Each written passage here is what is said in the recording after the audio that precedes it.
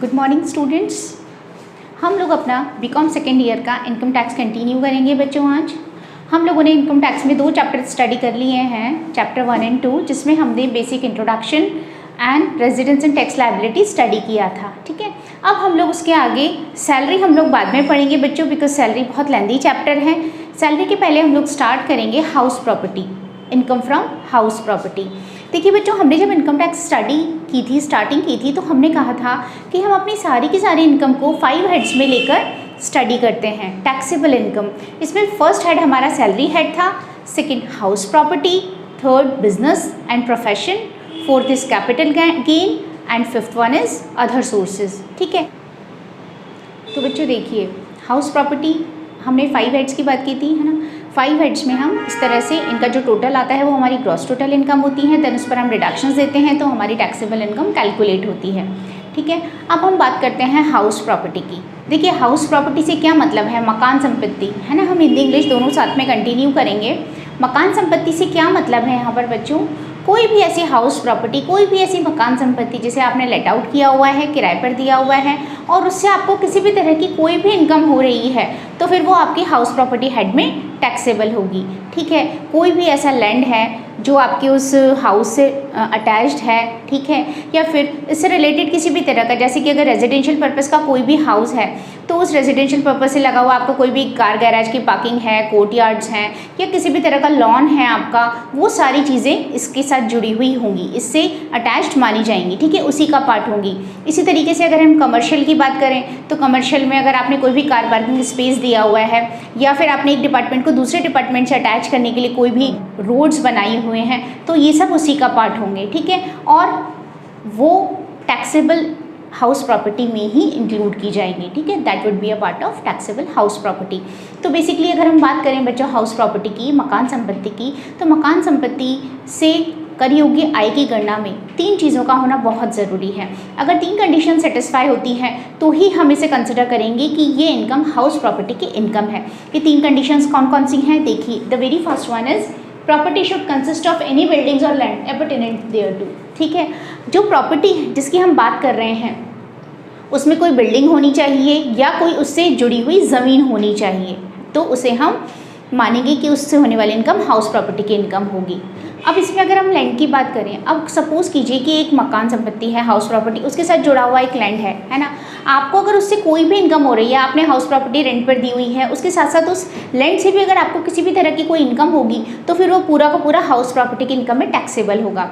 लेकिन आपने केवल एक लैंड जो है वो आपने दिया हुआ है, रेंट पर दिया हुआ है, या उससे आपको कोई इनकम हो रही है, लेकिन हाउस प्रॉपर्टी आपकी रेंटेड नहीं है, तो फिर उस कंडीशन में वो इनकम हाउस प्रॉपर्टी इनकम में इंक्लूड नहीं होगी, है ना। तो ये डिपेंड करता है कि किस तरह की सिचुएशन है। Second thing, assessee should be owner of the property. आपका जो असेसी है, करदाता है, वो उस मकान संपत्ति का मालिक होना चाहिए, ओनर होना चाहिए, चाहे एक्चुअल ओनर हो चाहे डीम्ड ओनर हो। अब डीम्ड यानी माना गया स्वामी, है ना, या तो वो वास्तविक स्वामी हो, यानी कि उसने उस प्रॉपर्टी को खरीदा है, उसके लिए पेमेंट किया है, उसके पास उसके प्रॉपर पेपर्स हैं, तब तो वो उसका एक्चुअल है। लेकिन डीम्ड से यहाँ क्या मतलब है बच्चों? डीम्ड यानी कि माना गया। सपोज़ कीजिए कि अगर किसी भी मेल ने अपनी कोई भी एक हाउस प्रॉपर्टी जो है वो अपने स्पाउस को, अपनी वाइफ को ट्रांसफ़र कर दी विदाउट एनी प्रॉपर कंसिड्रेशन, बिना किसी पर्टिकुलर कंसिड्रेशन के, जितना उसका पर्याप्त प्रतिफल बनता है उसके बिना ही अगर उसे ट्रांसफ़र कर दी, तो ऐसा ट्रांसफ़र वैलिड नहीं माना जाता है। ठीक है, ऐसा माना जाता है कि आपने ये जो ट्रांसफ़र है ये अपना टैक्स बचाने के लिए किया है। तो ऐसी स्थिति में जो ट्रांसफ़र करने वाला पर्सन है वो डीम्ड ओनर होगा और उस प्रॉपर्टी से होने वाली सारी इनकम उसी की इनकम में इंक्लूड होगी।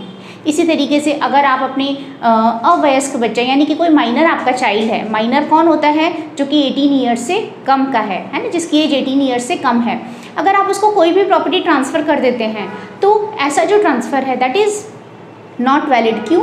क्योंकि आपने उससे कोई प्रॉपर कंसिडरेशन तो लिया नहीं है और वो बच्चा खुद अभी अडल्ट नहीं हुआ है, तो ऐसी स्थिति में आपने टैक्स बचाने के लिए इस तरह का ट्रांसफ़र किया है, तो ऐसी कंडीशन में आप उसके डीम्ड ओनर ही होंगे। और अगर आपने उस प्रॉपर्टी से कोई भी इनकम अर्न की है तो उस इनकम को आपको ही टैक्स देना होगा, उसे आपकी ही इनकम में शामिल किया जाएगा। क्लियर? इसी तरीके से सपोज़ कीजिए कि आपने कोई हाउस प्रॉपर्टी खरीदी, ठीक है, अब हाउस प्रॉपर्टी तो आपने खरीद ली, लेकिन उसका अभी तक रजिस्ट्रेशन नहीं हुआ है, पंजीकरण नहीं हुआ है, तो भी ऐसी कंडीशन में उस हाउस प्रॉपर्टी के मालिक आप ही माने जाएंगे और उससे होने वाले इनकम पर टैक्स आपको देना पड़ेगा। ठीक है, आपने लीज पर कोई प्रॉपर्टी ली, लीज पर कोई ज़मीन ले ली, अब लीज पर तो आप प्रॉपर लाइफ टाइम ओनर तो बनते ही नहीं है उसके, तो ऐसी कंडीशन में आपने अगर उस लीज्ड ज़मीन पर कोई मकान खड़ा कर दिया और उससे आपको कोई इनकम हो रही है, तो वो इनकम आप ही की इनकम में इंक्लूड होगी और उस पर टैक्स भी आप ही को देना पड़ेगा, क्योंकि आप उसके डीम्ड ओनर होंगे। ठीक है, इसी तरीके से व्यक्तियों का समुदाय है, एओपी है, या फिर कोई भी सहकारी समिति के आप मेंबर हैं, है ना, और उसमें किसी स्कीम के तहत आपको कोई भी मकान अलॉट कर दिया गया था, तो फिर अब उस पर कोऑपरेटिव सोसाइटी नहीं, आप ही टैक्स देंगे, आप उसके डीम्ड ओनर हैं और उस पर जो भी इनकम होगी उस पर टैक्स भी आप ही को देना होगा। तो इस तरह से कई सारी सिचुएशंस हो सकती हैं जबकि आप एक्चुअल में आपने टैक्स बचाने के लिए ट्रांसफर्स किए थे, तो आपने अपना मालिकाना हक किसी दूसरे को दे दिया, लेकिन वास्तव में उससे होने वाली इनकम आप ही की इनकम है और उस पर टैक्स भी आप ही को देना होगा। इसीलिए मैंने ये वर्ड यूज़ किया डीम्ड ओनर। क्लियर? तो चाहे आप एक्चुअल ओनर हो या डीम्ड ओनर हो, दोनों कंडीशंस में टैक्स आप ही को पे करना है। Then property should not be use for business और profession carried on by SSC to earn profits, those are taxable.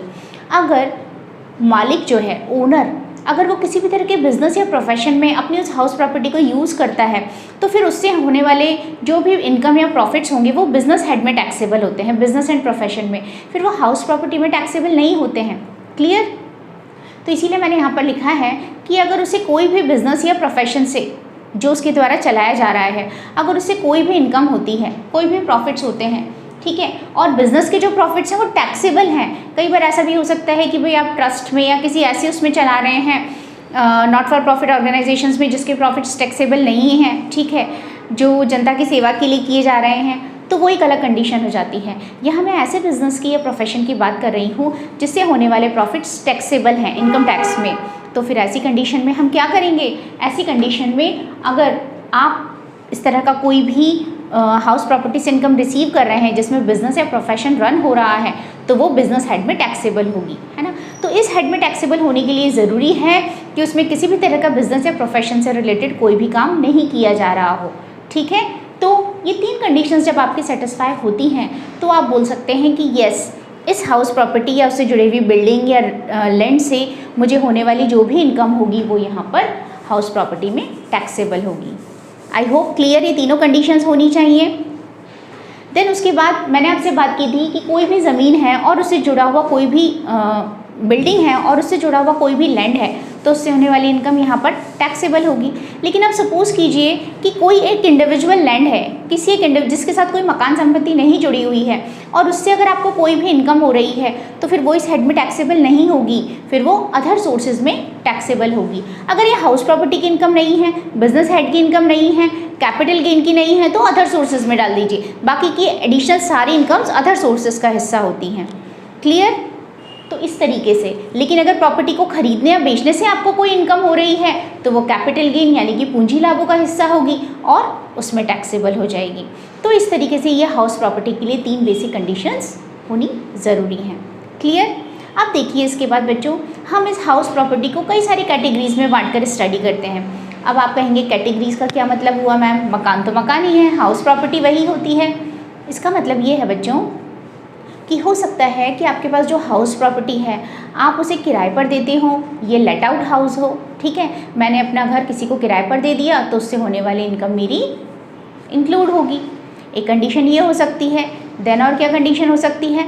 ऐसा भी हो सकता है कि मैं उस घर में खुद रहती हूँ, उसे हम बोलते हैं सेल्फ ऑक्यूपाइड हाउस। ठीक है, तो सेल्फ ऑक्यूपाइड की कंडीशन में अलग हो जाता है।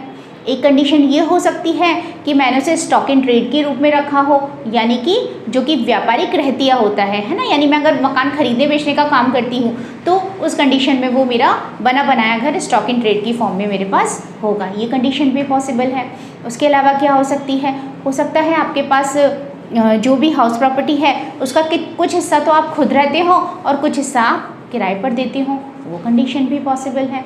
या फिर ये कंडीशन भी हो सकती है कि आपके पास एक से ज़्यादा घर हो। अब एक से ज़्यादा घर हैं तो क्या करें हम? तो एक घर में तो आप खुद रहते हो, बाकी को किराए पर दे दिया हो। या हो सकता है आप एक में खुद रहते हो, बाकी को किराए पर न दिया हो। तो भी हम उसे डीम्ड इनकम उसकी निकालेंगे, मानी गई आय मानकर हम उसे हाउस प्रॉपर्टी में टैक्सेबल करेंगे। तो बच्चों कई सारी कंडीशंस होती हैं, बेसिकली हम इन्हें कुछ पर्टिकुलर कैटेगरीज में डिवाइड करके स्टडी करेंगे। अच्छा, फिर इसमें एक इम्पॉर्टेंट बात ये है बच्चों कि हम यहाँ एनुअल वैल्यू कैलकुलेट करते हैं, ठीक है। किसी भी हाउस प्रॉपर्टी की एनुअल वैल्यू कैलकुलेट की जाती है और उस एनुअल वैल्यू पर ही यहाँ पर टैक्स कैलकुलेट किया जाता है। पहले हम ग्रॉस एनुअल वैल्यू निकालते हैं, फिर उसमें से जो भी म्यूनिसिपल टैक्सेस हैं वो लेस करते हैं, फिर उसका एनुअल वैल्यू आता है, फिर उस पर हमें जो भी डिडक्शंस देने होते हैं, कटौतियाँ, वो कटौतियाँ हम उसको देते हैं, और फिर हमारी नेट हाउस प्रॉपर्टी की इनकम आती है जो कि टैक्सेबल इनकम का पार्ट होती है। आई होप आपको इस चैप्टर का एक शॉर्ट इंट्रोडक्शन क्लियर हो गया है। अब देखिए इसे हम किस किस कैटेगरीज में डिवाइड करते हैं। देखिए बच्चों, अब for determination of annual value मैंने आपसे बात की कि हमें टैक्सेबल इनकम कैलकुलेट करने के लिए सेट की पहले एनुअल वैल्यू कैलकुलेट करनी होगी। तो देखिए एनुअल वैल्यू कैलकुलेट करने के लिए हम हाउस प्रॉपर्टी को 4 कैटेगरीज में डिवाइड कर देते हैं। The very first category is let out house. Let out मतलब किराए पर उठाई गई मकान संपत्ति। अगर आप किसी भी हाउस प्रॉपर्टी को किराए पर उठाते हैं तो उससे होने वाली इनकम हाउस प्रॉपर्टी में टैक्सेबल होती है। इसमें मैं एक बात आपको एडिशनल बता दूं कि सबलेट हाउस का मतलब उप किराएदारी है ना। अगर आपने सपोज कीजिए किसी से कोई मकान किराए पर लिया और फिर किराए पर लेकर भी उसका कुछ हिस्सा किसी तीसरे पर्सन को किराए पर दे दिया तो उसे हम बोलते हैं सबलेट रेंट। सबलेट करना मतलब उप किराएदारी से प्राप्त किराया। तो वो जो सबलेट रेंट होता है ना बच्चों, वो अदर सोर्सेज में टैक्सेबल होगा, वो यहाँ पर टैक्सेबल नहीं होगा। यहाँ पर केवल लेट आउट हाउस प्रॉपर्टी से मिलने वाली इनकम ही टैक्सेबल होगी, ठीक है। तो लेट आउट हाउस प्रॉपर्टी यानी किराए से उठाई गई मकान संपत्ति, इसे हम 2 कैटेगरीज में बांट सकते हैं। क्या कि not remain vacant in previous year. हो सकता है कि आपका मकान गत वर्ष में कभी भी खाली नहीं रहा हो, पूरे साल आपके मकान में किराएदार रहे हों, ठीक है, टेनेंट्स रहे हों और आपको पूरे साल उससे रेंट की फॉर्म में इनकम रिसीव हुई है।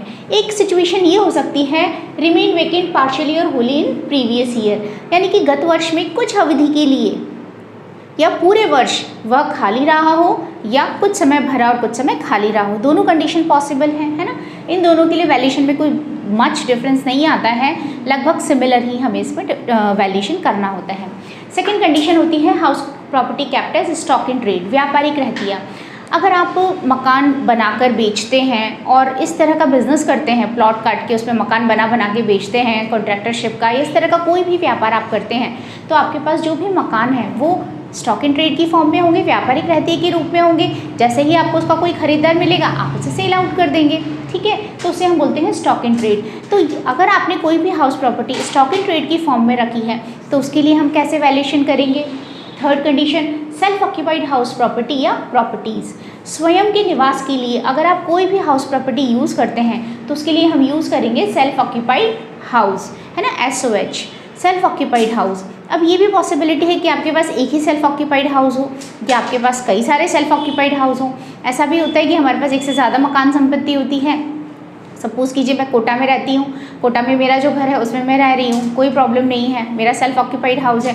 एक प्रॉपर्टी मेरी जयपुर में भी है, वहाँ पर भी मेरा घर है ना। अब उसकी 2 पॉसिबिलिटीज़ हैं कि मैं उस सेल्फ ऑक्यूपाइड हाउस को रेंट पर देती हूँ या नहीं देती हूँ। जब मैं जयपुर जाती हूँ तो मैं खुद रहने की यूज़ करती हूँ, बाकी समय में वो खाली पड़ा रहता है। या ये भी पॉसिबिलिटी हो सकती है कि मैं उसे किराए पर दे देती हूँ, उसका कुछ हिस्सा अपने पास अपने लिए रख लेती हूँ। कई सारी पॉसिबिलिटीज़ हैं उसमें। तो इसी को हमने 3 पार्ट्स में डिवाइड किया है। Fully self occupied house whole year, यानी कि पूरे साल जिसमें आप खुद रहते हैं उसे फुली सेल्फ ऑक्यूपाइड कहेंगे। Not actually used for self residence due to employment और अदर रीजंस। अब मैं जॉब तो कोटा में करती हूँ तो मैं जयपुर वाले घर में कैसे रह सकती हूँ, नॉट पॉसिबल, मैं तो कोटा में ही रहती हूँ। तो किसी और जगह आपका रोज़गार होने की वजह से आपका मकान खाली पड़ा है ना। यहाँ पर मैं किराए से रह रही हूँ और वहाँ मेरा खुद का घर खाली पड़ा है, या फिर कोई और भी रीज़न हो सकता है, या फिर आप खुद उसमें नहीं रहते हैं, तो वो इस कैटेगरी में आ जाएगा। Then for certain period it is rented and for remaining it is use for self occupation. हो सकता है कि प्रीवियस ईयर के 12 मंथ्स में से कुछ महीने तो मैंने उसे किराए पर दिया और बाकी समय में मैं खुद रह रही हूँ। अब अगर मैं जयपुर चली जाती हूँ सपोज़ कीजिए, ठीक है, तो 4 महीने तो मैंने उसे किराए पर दिया था, 5वें महीने में मैं खुद पहुँच गई। अब 5th मंथ से 12th मंथ तक मैं खुद ही उसमें रह रही हूँ, तो उसमें पार्शियली रेंटेड और पार्शियली सेल्फ ऑक्यूपाइड ये कंडीशंस पॉसिबल हैं। ठीक है, हम आगे जब इनका वैल्यूएशन करेंगे तब इनमें बिल्कुल सिंपल है, आपको कुछ दिक्कत नहीं आएगी, लेकिन आपको कंडीशन क्लियर होनी चाहिए कि इनमें से पर्टिकुलर किस कंडीशन में हमारी हाउस प्रॉपर्टी आएगी, तो आप बिल्कुल भी कंफ्यूज नहीं होंगे। लेट आउट और सेल्फ ऑक्यूपाइड में डिफरेंस आता है। Then partially use for self and partially rented, यानी कि एक ही घर का कुछ भाग तो आप खुद के यूज़ के लिए रखते हैं और कुछ भाग किराए पर दे देते हैं। तो अगर मकान का एक हिस्सा आपने सपोज़ कीजिए आपने 3/4 हिस्सा तो रेंट पर दे दिया और 1/4 हिस्सा आपने खुद के यूज़ के लिए रख लिया है ना, तो फिर उस कंडीशन में हम उसका वैल्यूएशन किस तरह से करते हैं, ये भी एक इंपॉर्टेंट कंडीशन है। तो बच्चों इस तरह से ये सारी कंडीशंस पॉसिबल हैं।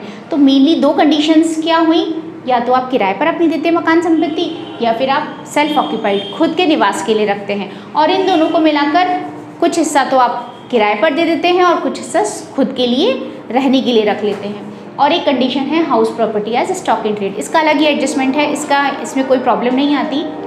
इस तरीके से हम इन कैटेगरीज को डिवाइड करते हैं। ठीक है, इन्हें आप कॉपी कर लीजिए।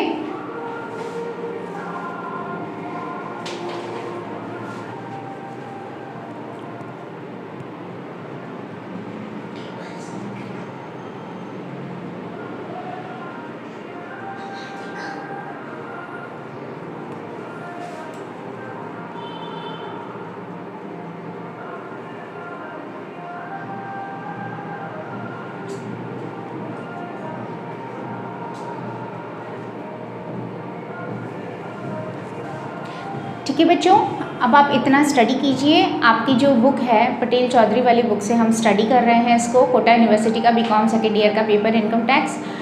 इसमें अब हम अपने नेक्स्ट लेक्चर में पढ़ेंगे कि किस तरह से हम इसका एनुअल वैल्यू कैलकुलेट करते हैं, ग्रॉस एनुअल वैल्यू, उस ग्रॉस एनुअल वैल्यू में से म्यूनिसिपल टैक्सेस माइनस करते हैं, नेट एनुअल वैल्यू आता है, और फिर उस पर हम डिडक्शंस जो भी होती हैं वो देते हैं, देन हमारी टैक्सेबल इनकम कैलकुलेट होती है ना। तो उसमें हम मेनली एनुअल वैल्यू कैलकुलेट करना सीखेंगे और उस पर बेस्ड प्रॉब्लम भी करेंगे। Okay, thank you.